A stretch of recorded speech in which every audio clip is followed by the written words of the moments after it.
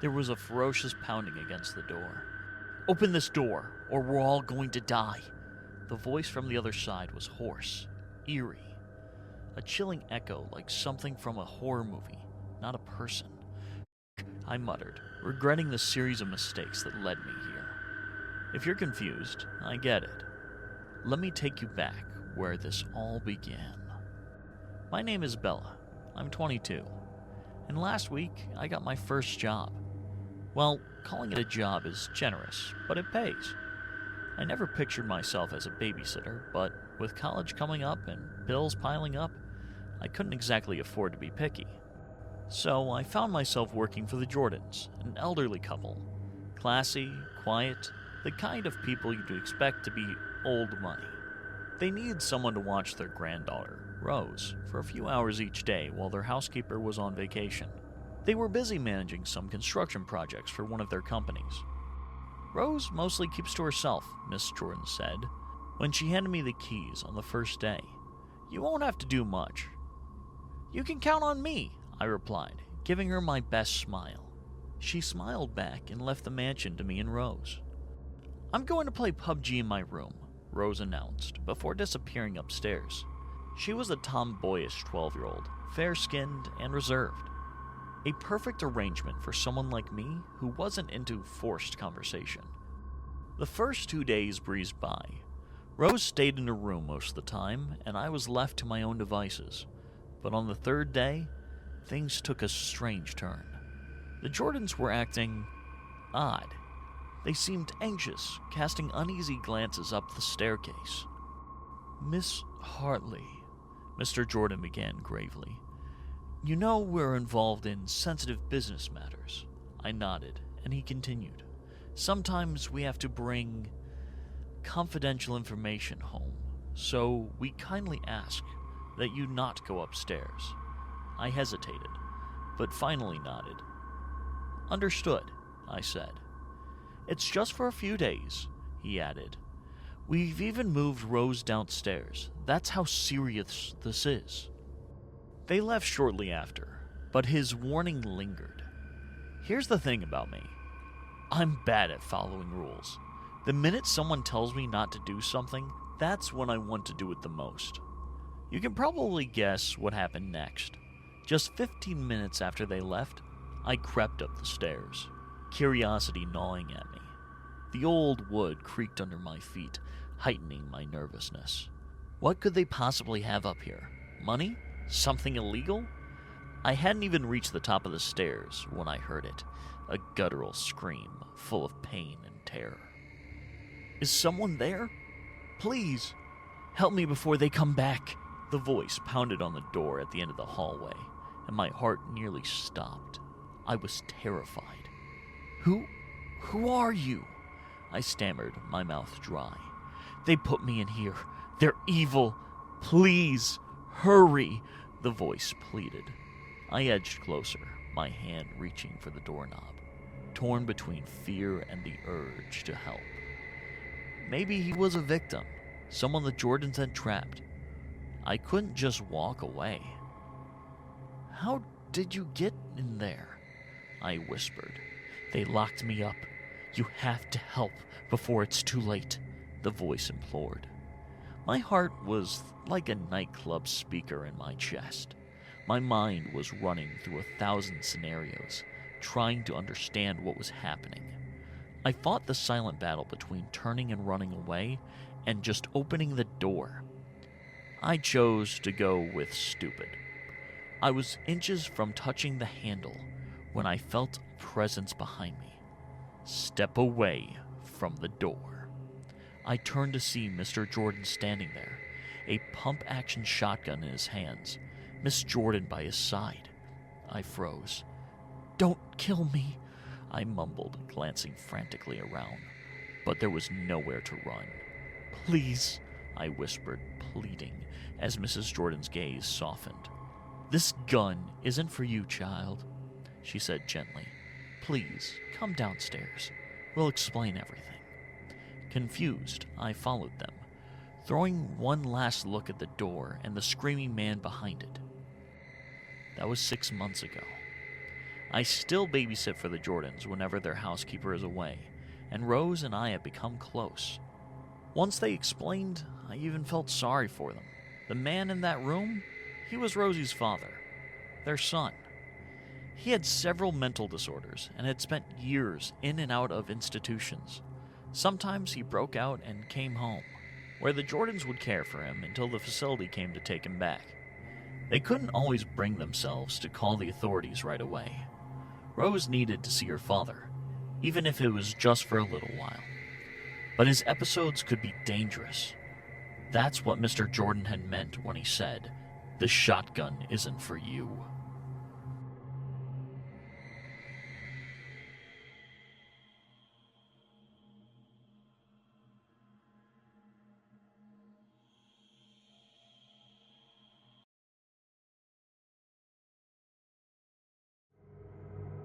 It wasn't my first time babysitting, but it was the first time I'd been offered that kind of money. I couldn't wait to get started. The woman on the phone had said to meet her at Gray Lake Motel, but as I stood outside, I thought I must be in the wrong place. The motel looked seedy, like something out of a bad horror movie. Broken bottles littered the ground, a trash can had spilled its contents all over the parking lot, and the smell. I nearly gagged. This couldn't be it. I pulled out my phone and double-checked. Yep, Gray Lake Motel. But why would they want to meet here? Mr. and Mrs. Granger seemed like wealthy people, considering how much they were willing to pay me to babysit. What were they doing at a place like this? A nervous part of me whispered that I should leave, but I brushed it off.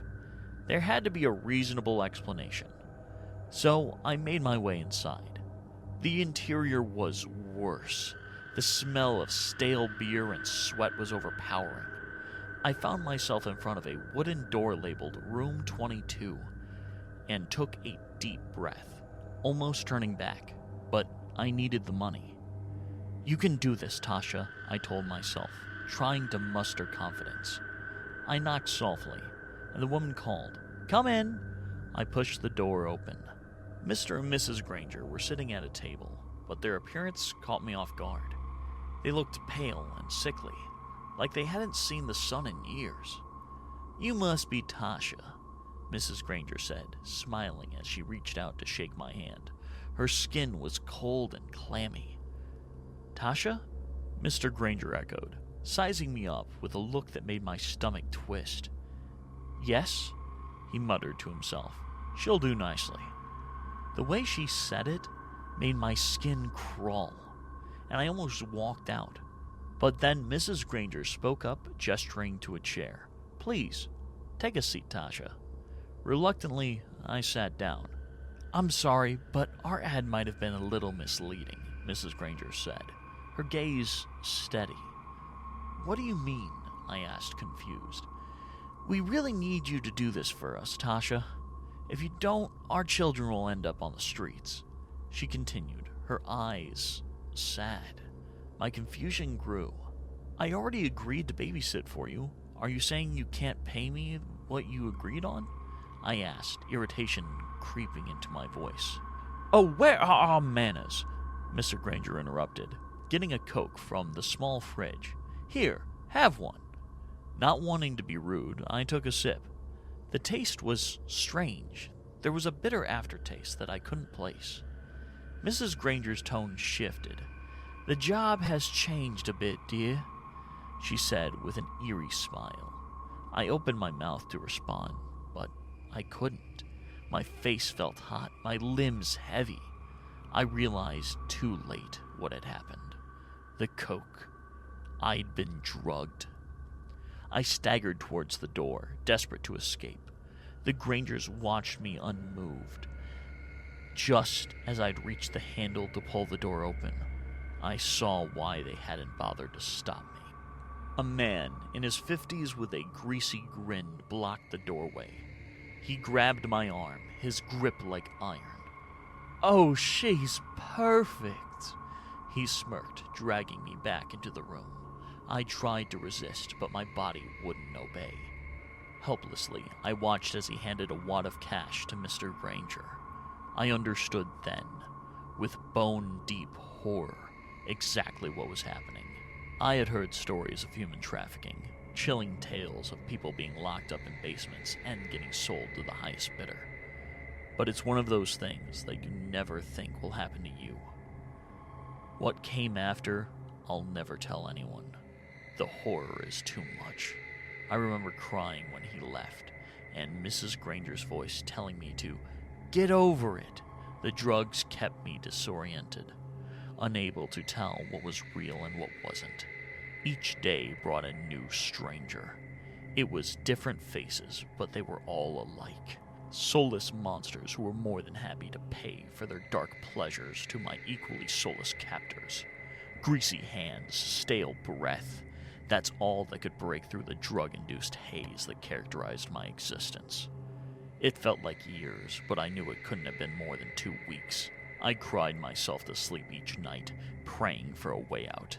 And then, one day, the chance came.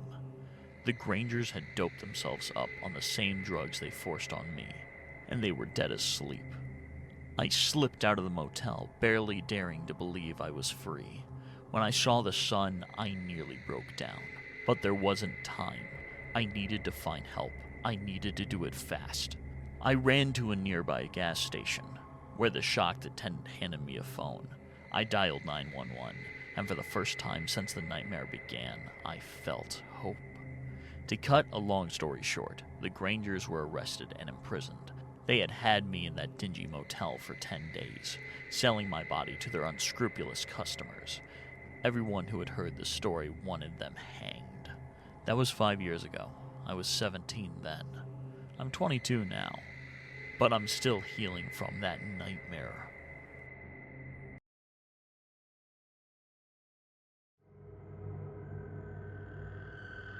I don't have the right personality to work in the service industry.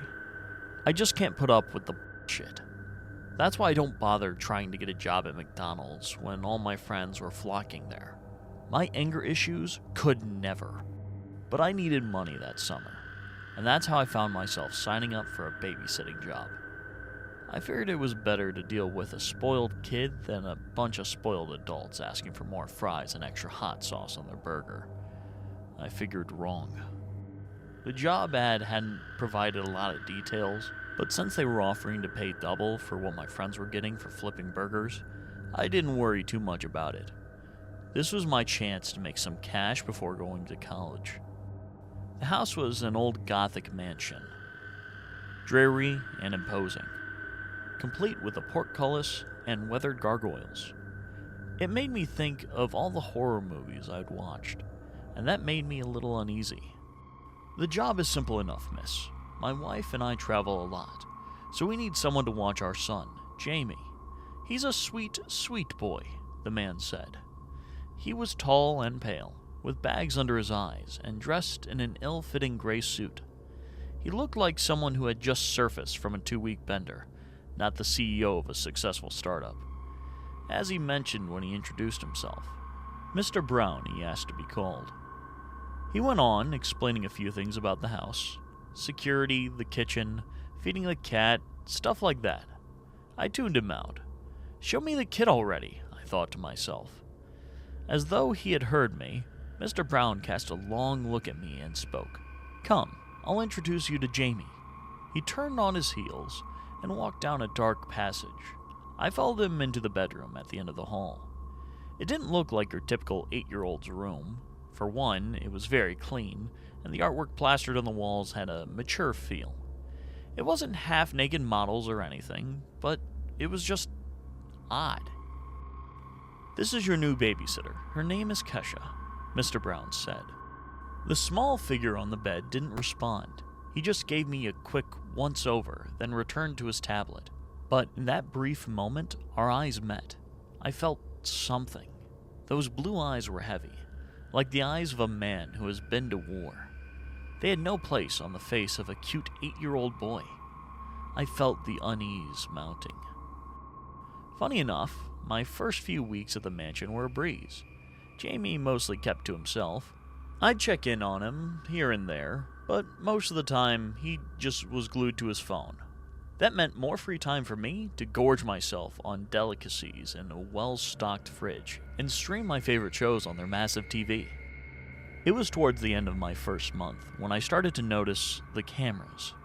There were lots of them all over the house, which I found very creepy. Oh, they're just for extra security and to watch Jamie. To make sure he doesn't get into any mischief, you know? Mr. Brown had explained with a grin. It was odd, but I could get behind it, so I put the cameras out of my mind, until one day. I was passing Jamie's room when something drew me inside. He wasn't there. He'd fallen asleep on the couch after lunch. His closet door was slightly open, so I approached it and pulled it open. My lower jaw almost hit the floor. The entire closet was full of guns, Glocks, AR-15s, and a sea of ammunition. It was almost enough artillery to start a small war. I was trying to warp my mind around it when I heard a voice behind me. "Daddy doesn't like it when I look." My heart stuttered. I turned to see Jamie standing right behind me. I hadn't seen him come in. "What?" I stammered. "Daddy doesn't want people looking at the guns. That's why he moves them a lot," the boy said nonchalantly. "The other babysitter saw them, and now she's gone," he continued. I stared back at him, trying to comprehend what he was saying. "What do you mean, the other babysitter?" Silence. "Jamie, what happened to the other babysitter?" I asked, frantic. But Jamie just giggled and ran out of the room. I was about to run after him when I heard the sound of a car outside. My blood turned to ice. Mr. Brown was back. I quickly grabbed my purse and ran out of the house. I passed Mr. Brown in the driveway, and he just stared at me, dumbstruck. "Kesha?" I just kept sprinting, and in seconds, I was out of the still-open gate. I looked back just once and saw Mr. Brown looking at me. His face was pensive. I never went back there. Now you're probably thinking that I went to the police or reported to someone, but I didn't. I was too afraid. I didn't know what to report. And what would happen if I did? I still see Mr. Brown sometimes, but he doesn't say anything, so I just kept walking. But sometimes I wonder.